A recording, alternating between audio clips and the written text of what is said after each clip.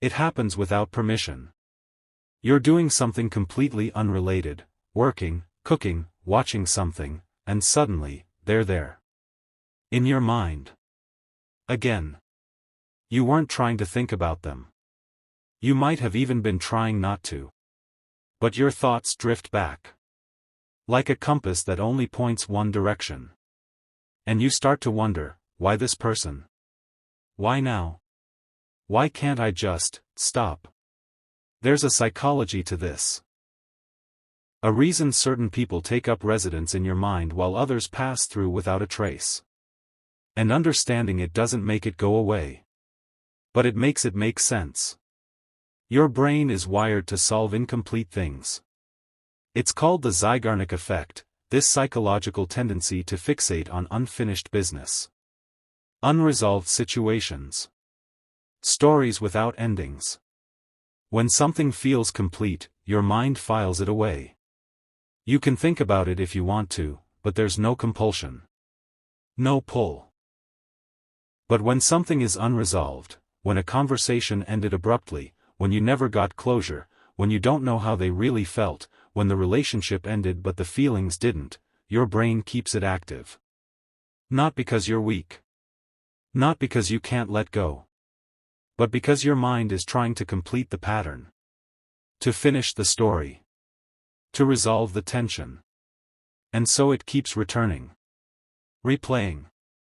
Analyzing. What did they mean when they said that? Why did things end the way they did? What would happen if you reached out? What are they thinking right now? The questions don't have answers. But that doesn't stop your brain from asking them. Over and over. Because unfinished things create a loop. And loops don't naturally stop, they have to be interrupted. But here's what makes it harder, sometimes the incompleteness isn't about what happened. It's about what didn't happen. The conversation you never had. The feeling you never expressed. The relationship that never got to be what it could have been. Potential is haunting. Because it exists only in imagination. And imagination doesn't have boundaries. You can replay what happened. But you can also replay what might have happened. And that might have been can feel more real than reality. Here's something most people don't realize. Thinking about someone can feel like being with them. Not literally. But emotionally.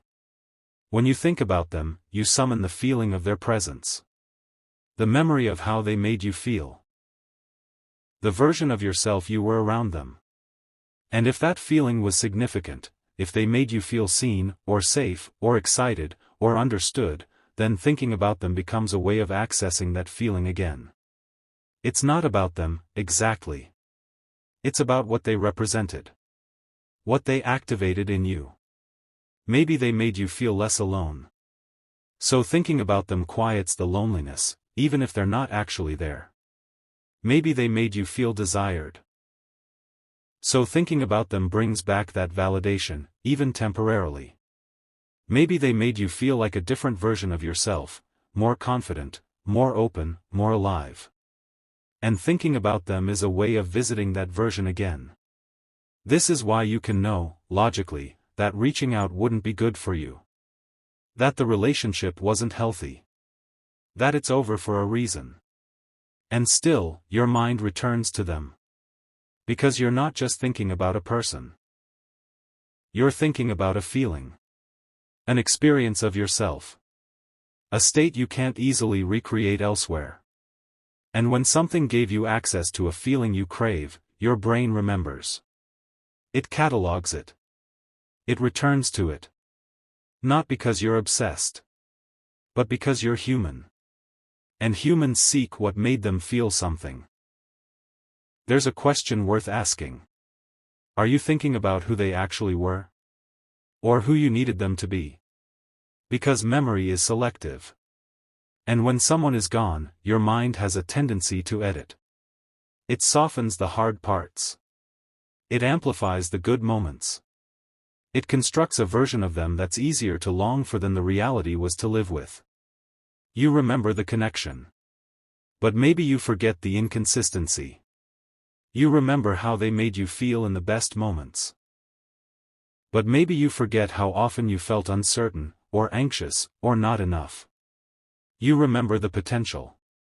But maybe you forget how many times that potential didn't materialize. This isn't about vilifying them. Or convincing yourself they were terrible so you can move on. It's just acknowledging that the person in your thoughts might be a composite. Part real, part projection. Part memory, part fantasy. And sometimes, what you're really missing isn't them, it's the hope you had about them. The future you imagined. The story you wanted to write together. That loss is real. Even if the relationship wasn't what you thought it was. You're grieving not just a person, but a possibility. A path that closed. A version of your life that won't happen now. And that grief doesn't have a clean timeline. It resurfaces. It lingers. It shows up in your thoughts without warning. Not because you're stuck. But because mourning takes as long as it takes. When you keep thinking about someone, the instinct is to distract yourself. Stay busy. Fill your time. Avoid stillness. Overwork. Scroll. Move on quickly to someone new. But distraction doesn't resolve. It just postpones. Because the thought isn't the problem. The thought is a signal. It's pointing to something unprocessed. Something unfelt. Something that needs attention, not avoidance. Maybe it's grief that hasn't been fully allowed. Maybe it's anger that hasn't been expressed. Maybe it's longing that hasn't been acknowledged. Maybe it's a part of yourself that you only accessed with them, and now you don't know how to find it on your own. The thought keeps returning because there's something beneath it that needs to be seen. And when you distract yourself every time it surfaces, you delay the processing. You keep the loop active. This doesn't mean you have to sit and think about them constantly. Or indulge every thought. But it does mean that when the thought comes, instead of pushing it away, you might try meeting it with curiosity. What is this thought trying to tell me? What am I actually feeling right now? What do I need that I'm not giving myself? Sometimes the thought isn't about them at all. It's about loneliness. Or fear of being alone. Or uncertainty about your future. And you've attached those feelings to a person. Because it's easier to miss someone than to sit with formless anxiety or grief. When you address the feeling beneath the thought loses some of its charge. It can still come. But it doesn't pull you under. People say time heals.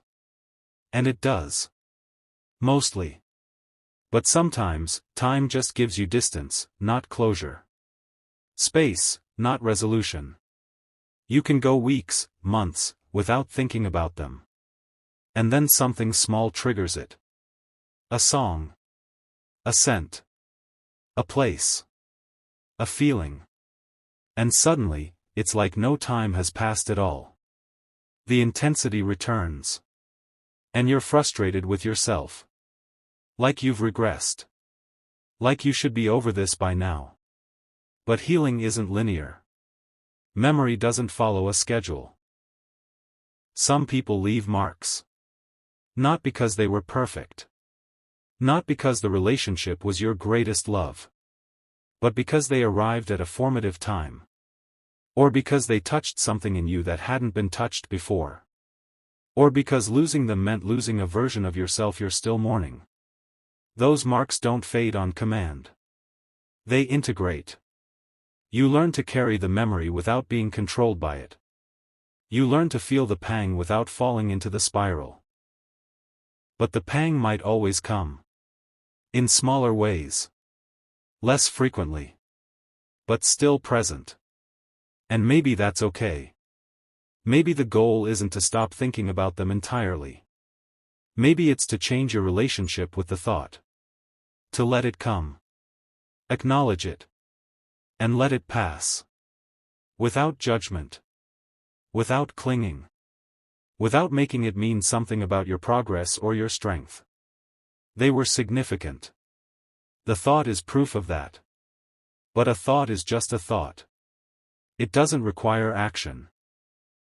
It doesn't need to become a story about what you should do or who you should reach out to. It can just be a visitor passing through. If you keep thinking about someone, you're not broken. You're not weak for not being over it yet. You're not pathetic for still caring. You're human. And humans attach. We bond. We carry people with us long after they're gone. Some people live in your mind because you haven't processed what they meant. Some because they represented something you're still searching for. Some because the loss was significant, and significant losses take time. But here's what might help. The thought doesn't mean you should reach out. It doesn't mean you made a mistake by letting them go. It doesn't mean you'll never move on. It just means they mattered. And that mattering doesn't disappear on a timeline. So maybe, instead of fighting the thought, you let it exist. Without making it mean more than it does. They cross your mind. You notice. You feel whatever comes with that. And then you continue. Not because you're over them. But because you're learning to hold their memory without being held by it. And maybe that's what moving on actually looks like. Not forgetting. Just carrying them more lightly. My name is James, and this is the Thinking Space. Do well to like and share.